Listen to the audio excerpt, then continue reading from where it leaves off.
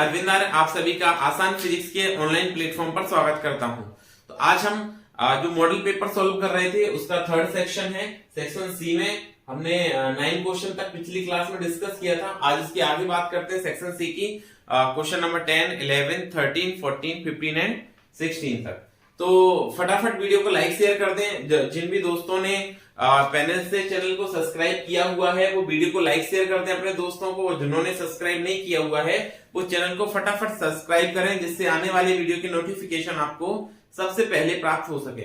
तो स्टार्ट करते हैं आज का सेशन। तो देखिए आज के सेशन में ये फिर से हम 1.5 मार्क्स के क्वेश्चंस की बात कर रहे थे। तो देखिए ये क्वेश्चन है हमारा, सूर्य हमें वास्तविक सूर्योदय से पहले क्यों दिखाई देता है। क्वेश्चन नंबर 10 है, क्या है, सूर्य हमें वास्तविक सूर्योदय से पहले या सूर्यास्त के बाद तक क्यों दिखाई देता है। तो देखिए सूर्य हमें वास्तविक सूर्योदय से पहले या सूर्यास्त के बाद तक प्रकाश के अपवर्तन के कारण दिखाई देता है। कौन सी प्रोसेस होती है यहाँ पे, अपवर्तन। कौन सी होती है, अपवर्तन के कारण दिखाई देता है, अपवर्तन। तो सूर्य हमें वास्तविक सूर्योदय से पहले या सूर्यास्त के बाद तक प्रकाश के अपवर्तन के कारण दिखाई देता है, क्योंकि सूर्योदय या सूर्यास्त के समय सूर्य जो है वो क्षितिज से नीचे चला जाता है। किधर चला जाता है, सूर्य क्षितिज से नीचे चला जाता है। और सूर्य से आने वाली प्रकाश किरणें जब पृथ्वी के वायुमंडल में प्रवेश करती हैं, सूर्य से जो भी प्रकाश किरणें चलती हैं जब वो पृथ्वी के वायुमंडल में प्रवेश करती हैं तो निर्वात से वायु में आ रही हैं। और वायु के सापेक्ष निर्वात कैसा माध्यम है, विरल माध्यम है। अर्थात कैसे आ रही है, विरल माध्यम से सघन माध्यम में जा रही है। क्योंकि निर्वात से आ रही है वायु में, तो विरल माध्यम से सघन माध्यम में आ रही है। और जब प्रकाश किरण विरल से सघन में आती है तो अभिलंब की ओर झुक जाती है। तो इस स्थिति में जो प्रकाश की किरण है वो अभिलंब की ओर लगभग आधा डिग्री झुक जाती है। यहाँ कोई प्रेक्षक है, अभिलंब की ओर लगभग कितना झुक जाती है, आधा डिग्री झुक जाती है। और जब इस प्रकाश किरणों को पीछे की ओर बढ़ाते हैं तो ये वास्तविक स्थिति से ना आती हुई हमें किसी आभासी स्थिति से आती हुई प्रतीत होती है। इस कारण जो सूर्य है वो हमको वास्तविक सूर्योदय से पहले या सूर्यास्त के बाद तक दिखाई देता है। क्लियर हुआ? फिर से ध्यान दें एक बार फटाफट से। सूर्य हमें वास्तविक सूर्योदय से पहले या सूर्यास्त के बाद तक प्रकाश के अपवर्तन के कारण दिखाई देता है, क्योंकि सूर्योदय या सूर्यास्त के समय जो सूर्य है वो क्षितिज से नीचे चला जाता है तथा सूर्य से आने वाली प्रकाश किरणें जब पृथ्वी के वायुमंडल में जाती हैं तो निर्वात से वायु में जा रही है, मतलब विरल माध्यम से सघन माध्यम में जाती हैं। और जब वो विरल माध्यम से सघन माध्यम में जाती हैं तो अभिलंब की ओर लगभग आधा डिग्री झुक जाती हैं। इन प्रकाश किरणों को जब हम पीछे की ओर बढ़ाते हैं तो ये हमें वास्तविक स्थिति से ना आकर किसी आभासी स्थिति से आती हुई प्रतीत होती हैं।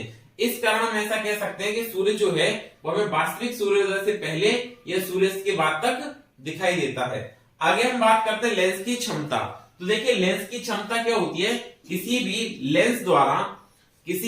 लेंस द्वारा प्रकाश किरणों को अभिसरित या अपसरित करने की जो शक्ति होती है, अभिसरित या अपसरित करने की जो शक्ति होती है। अभिसरित का मतलब हो गया कि मोड़ना, प्रकाश किरणों को एक बिंदु पर मिला देना। समांतर जा रही है ऐसे मिला दिया हमने, ऐसे समांतर जा रही है इधर मिला दिया। तो प्रकाश किरणों को अभिसरित या अपसरित, अपसरित का मतलब फैला देना।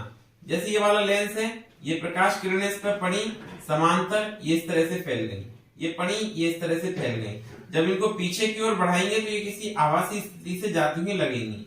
तो किसी लेंस की वह क्षमता जो प्रकाश किरणों को अभिसरित या अपसरित करती है उसको हम लेंस की शक्ति कहते हैं। फिर से सुने, लेंस की क्षमता से बात है, किसी लेंस द्वारा प्रकाश किरणों को अभिसरित या अपसरित करने की जो शक्ति होती है उसको लेंस की क्षमता कहते हैं। सिंपल भाषा में लिखे बिल्कुल तो हम ऐसे कह सकते हैं कि किसी भी लेंस की फोकस दूरी के व्युत्क्रम को लेंस की क्षमता कहते हैं। किसी लेंस के फोकस दूरी के व्युत्क्रम को क्या कहते हैं, लेंस की क्षमता। इसकी शक्ति, इसका इकाई क्या होती है, डायोप्टर होती है। क्या होती है, डायोप्टर। फिर से सुने क्या बताया, किसी लेंस द्वारा प्रकाश किरणों को अभिसरित या अपसरित करने की, अभिसरित या अपसरित करने की शक्ति को लेंस की क्षमता कहते हैं। या क्या कह सकते हैं, फोकस दूरी के व्युत्क्रम को भी लेंस की क्षमता कहते हैं। ठीक है, अब देखिए इसी में बी पार्ट में एक न्यूमेरिकल है, काफी अच्छा न्यूमेरिकल है, ध्यान दीजिएगा इस पे। देखिए क्या है क्वेश्चन, क्वेश्चन ये है कि एक कोई वायु में रखे किसी बिंदु स्रोत से प्रकाश कांच के किसी गोलीय पृष्ठ पर पड़ता है। ये कांच का गोलीय पृष्ठ हो गया, ये इसका मुख्य अक्ष हो गया। इधर वायु है, वायु में अपवर्तनांक कितना होता है 1, और ये कांच का पृष्ठ है, और कांच के पृष्ठ के लिए अपवर्तनांक कितना होता है 1.5। ठीक है, तो देख रहे हो, कह रहे हैं वायु में रखे किसी बिंदु स्रोत से प्रकाश कांच के किसी गोलीय पृष्ठ पर पड़ता है n, म्यू की जगह इन्होंने अपवर्तनांक को क्या मान लिया है n। ठीक है, तो n वक्रता त्रिज्या दी गई है 20 सेंटीमीटर। तो देखिए वक्रता त्रिज्या का मतलब r बराबर आपको प्लस 20 सेंटीमीटर दी गई है, क्योंकि प्रकाश किरण लेफ्ट टू राइट ऐसे आपतित होगी। अगर तुम इसको गोला बनाते हो तो इसकी त्रिज्या इधर कहीं आनी चाहिए, इधर आएगी त्रिज्या, तो अगर हम r नापेंगे तो प्लस में आएगी 20 सेंटीमीटर। कैसे आएगी? प्लस में आएगी, तो प्लस 20। अब लेकिन वस्तु को तो आप यहां रखेंगे लेंस से, वस्तु ये रखी है, ये गोलीय पृष्ठ से, सॉरी किससे? गोलीय पृष्ठ से वस्तु रखी है। वस्तु रखी है तो ध्रुव से जब दूरी नापेंगे प्रकाश स्रोत की, कांच से दूरी, जो प्रकाश स्रोत है उसकी कांच से दूरी 100 सेंटीमीटर है। ये दूरी जो है वो कितनी है? 100 सेंटीमीटर है। अगर ये दूरी 100 सेंटीमीटर है तो ध्रुव से विपरीत नापेंगे ये दूरी 100 सेंटीमीटर, मतलब u का मान तुम्हारे पास कितना है? -100 सेंटीमीटर।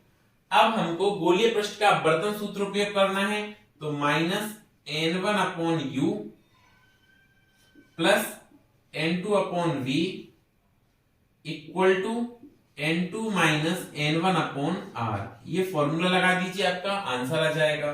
तो -n1 का मतलब वायु का अपवर्तनांक है, ये पहला माध्यम हो गया जिससे प्रकाश किरण जाती है, और जिसमें जा रही है वो दूसरा माध्यम हो गया n2। तो 1/u मतलब कितना?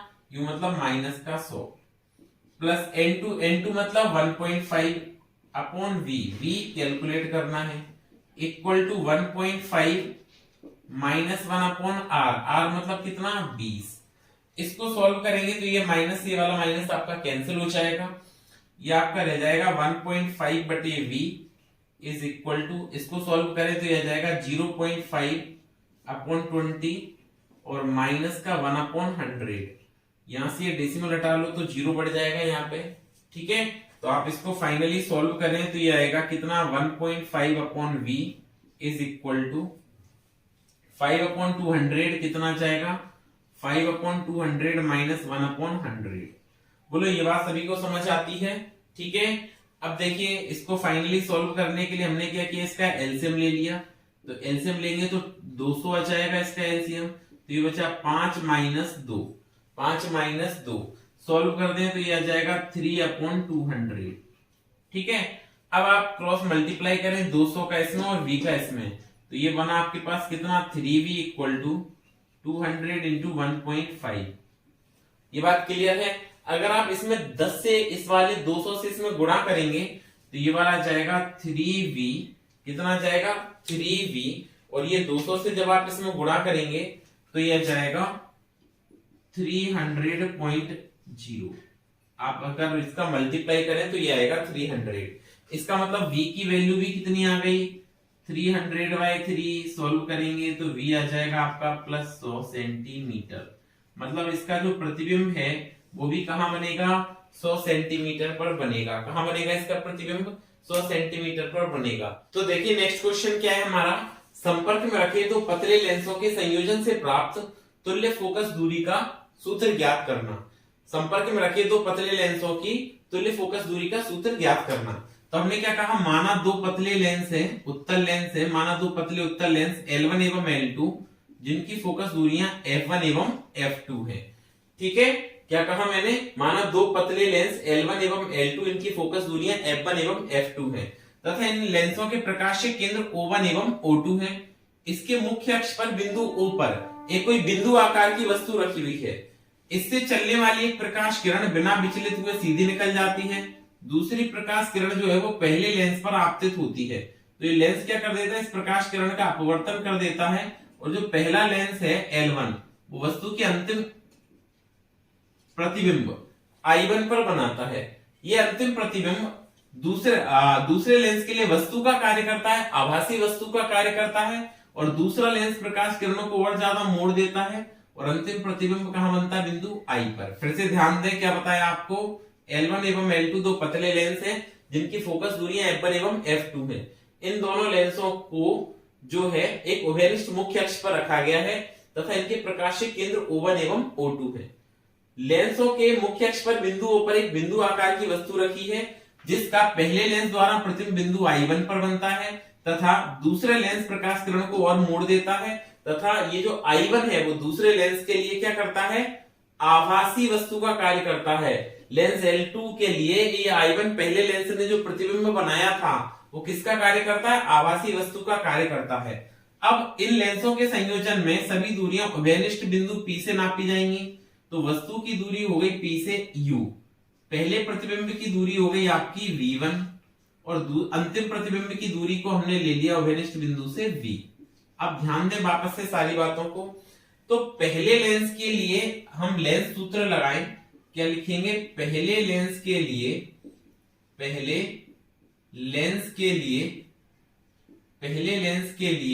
लेंस सूत्र से, पहले लेंस के लिए अगर हम लेंस सूत्र लगाएं, लेंस सूत्र से, तो देखिए पहले लेंस के लिए अगर लेंस सूत्र लगाएंगे तो 1/f equal to 1/v minus 1/u, ये सूत्र होता है हमारा।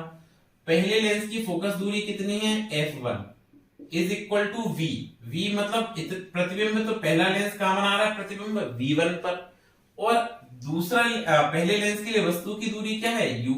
ये समीकरण नंबर हो गया 1। अब हम दूसरे लेंस की बात करते हैं। तो हमने दूसरे लेंस में भी लेंस सूत्र लगा दिया। दूसरे लेंस के लिए अगर आप लेंस सूत्र का प्रयोग करते हैं तो ये सेम फॉर्मूला, दूसरे लेंस की फोकस दूरी कितनी है, f2 है, तो हमने लिखा 1/f2 is equal to 1/v। v का मतलब प्रतिबिंब की दूरी। दूसरे लेंस के लिए अंतिम प्रतिबिंब कहां है, दूसरे लेंस के लिए अंतिम प्रतिबिंब I पर है, इसलिए ये दूरी कितनी हो गई, v।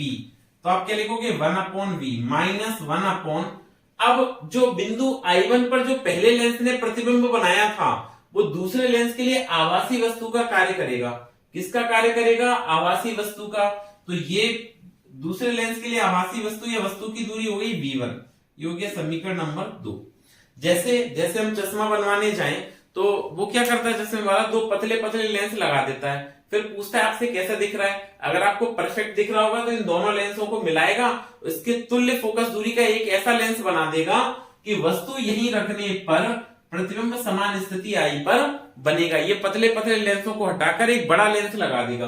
तो देखो ये तो पतले लेंसों की बात हुई। अब हमने सबसे पहले क्या किया, समीकरण 1 और समीकरण नंबर 2 को जोड़ दिया आपस में। 1 और 2 को जोड़ेंगे तो ये बनेगा 1/f1 प्लस 1/f2 बराबर 1/f1 की वैल्यू है 1/v1 minus 1/u plus 1/v minus 1/v1, minus ये प्लस वाला टर्म कैंसिल हो गया।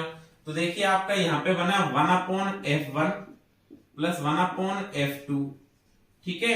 इसको आप क्या लिख पाएंगे, 1/v equal to 1/v minus 1/u। ये समीकरण नंबर हो गया आपके पास 3। अब हमने क्या किया, दोनों लेंसों को एक लेंस से प्रतिस्थापित कर दिया। दोनों लेंसों को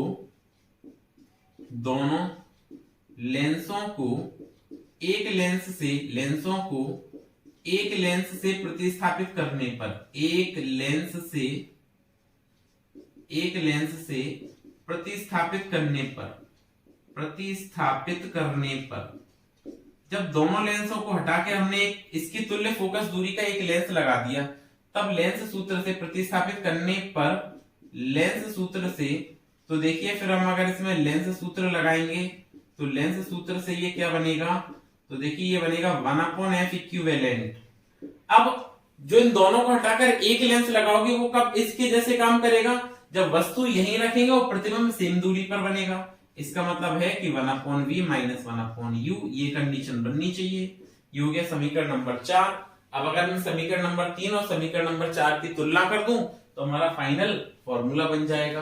तो हमने लिखा समीकरण 3 एवं 4 से, इसको लिखेंगे समीकरण 3 और 4 को हल कर लेंगे।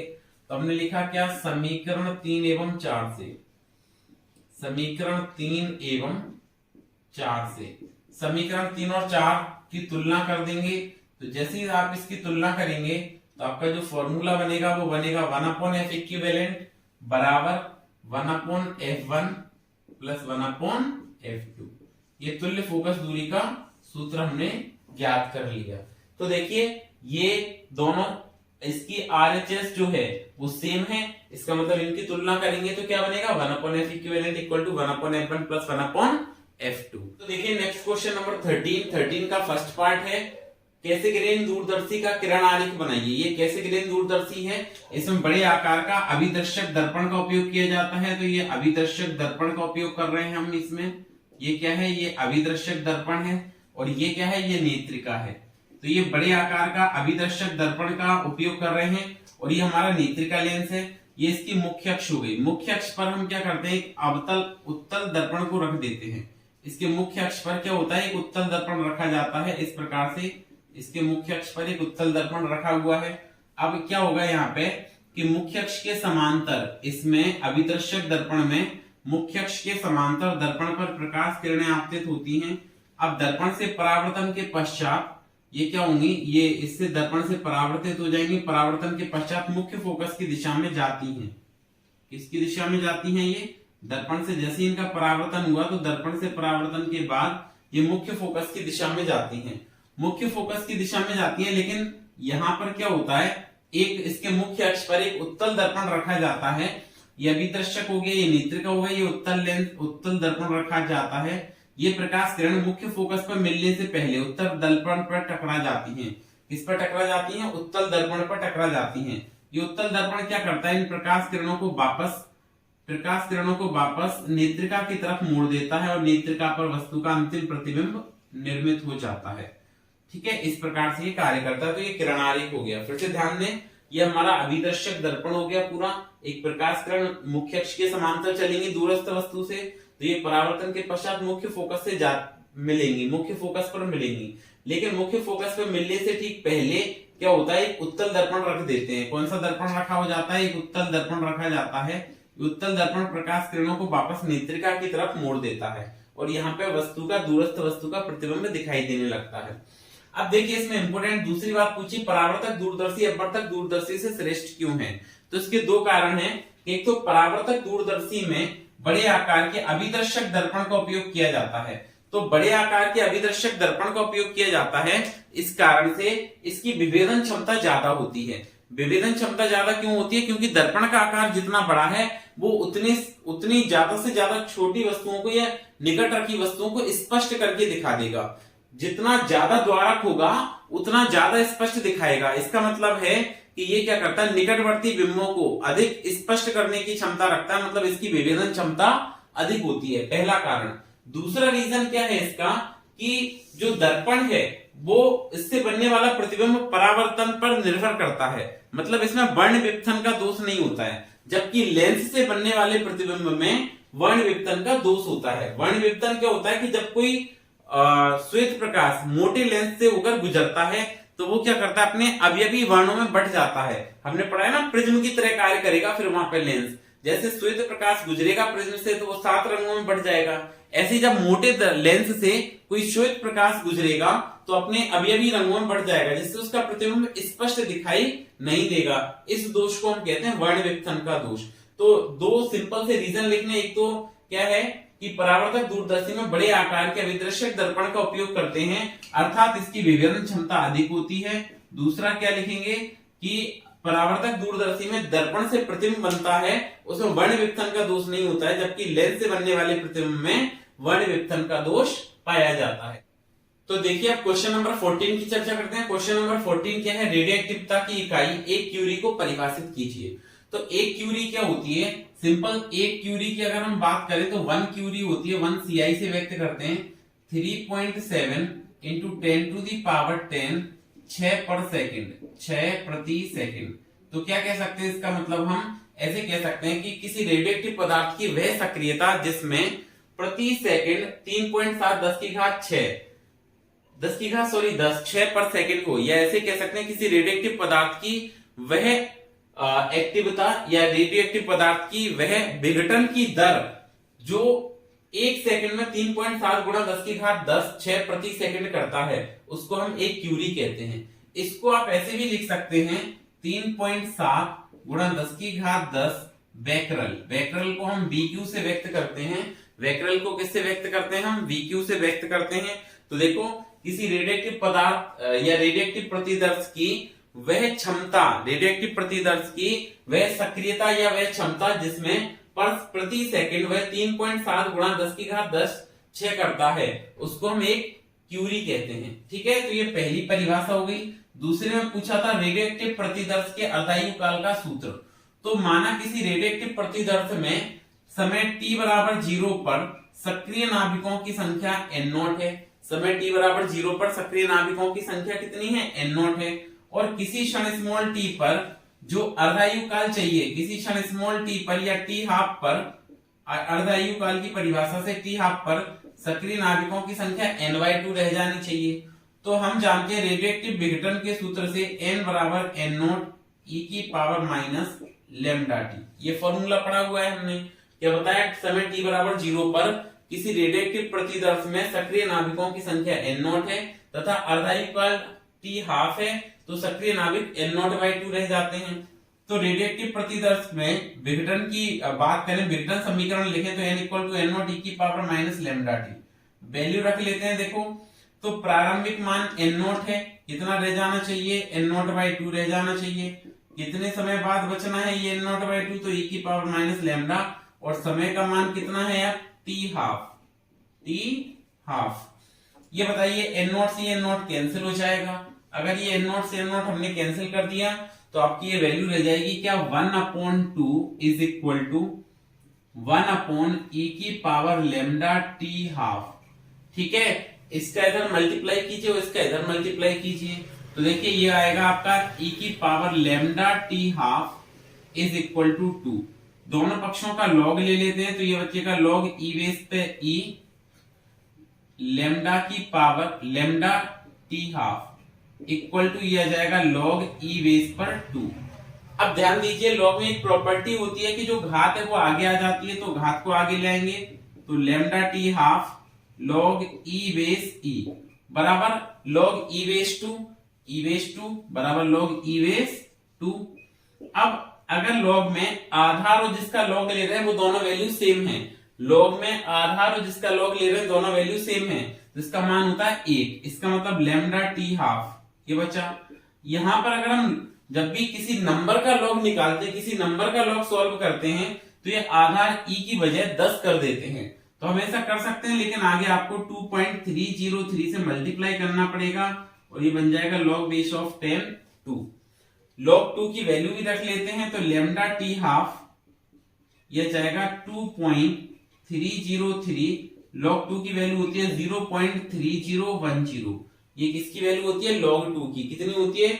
0.3010। फाइनली आप सॉल्व करेंगे तो t हाफ की जो वैल्यू आ जाएगी, अर्धायु काल जो आएगा, t हाफ जो आएगा, इन दोनों का मल्टीप्लाई करेंगे तो ये आ जाएगा इक्वल टू 0.693। कितना आएगा? 0.693 डिवाइडेड बाय लैम्डा। ये आपका अर्धायु काल का सूत्र आ गया, किसी रेडियोएक्टिव पदार्थ के अर्धायु काल का सूत्र आ गया। अब देखिए बच्चों, लास्ट क्वेश्चन हमारा 1.5 मार्क्स का क्या है? ड्यूट्रॉन 1s2 के नाभिक की बंधन ऊर्जा दी गई है और आपको द्रव्यमान दिया है प्रोटॉन का और न्यूट्रॉन का, और ड्यूट्रॉन का वास्तविक द्रव्यमान दिया गया है। तो आपसे पूछा गया है कि इसकी बंधन ऊर्जा कैलकुलेट करके बताइए। तो देखिए, बहुत आसान क्वेश्चन और वेरी वेरी इंपॉर्टेंट है पेपर के पॉइंट ऑफ व्यू से। तो बंधन ऊर्जा का जो सूत्र होता है वो होता है ZMP। जेड हो गया परमाणु क्रमांक प्लस A माइनस जेड द्रव्यमान संख्या Mn हो गया किसका? न्यूट्रॉन का द्रव्यमान। MP हो गया प्रोटॉन का द्रव्यमान। ठीक है, इन माइनस इसमें से हम सब्ट्रैक्ट करेंगे, माइनस करेंगे किसको? इस पूरे टर्म में से हम सब्ट्रैक्ट करेंगे न्यूट्रॉन के वास्तविक द्रव्यमान को। तो ये हमने लिख दिया वास्तविक द्रव्यमान MD। ठीक है, ये आ जाएगा आपका। और अगर आपको ऊर्जा चाहिए तो into M into C square.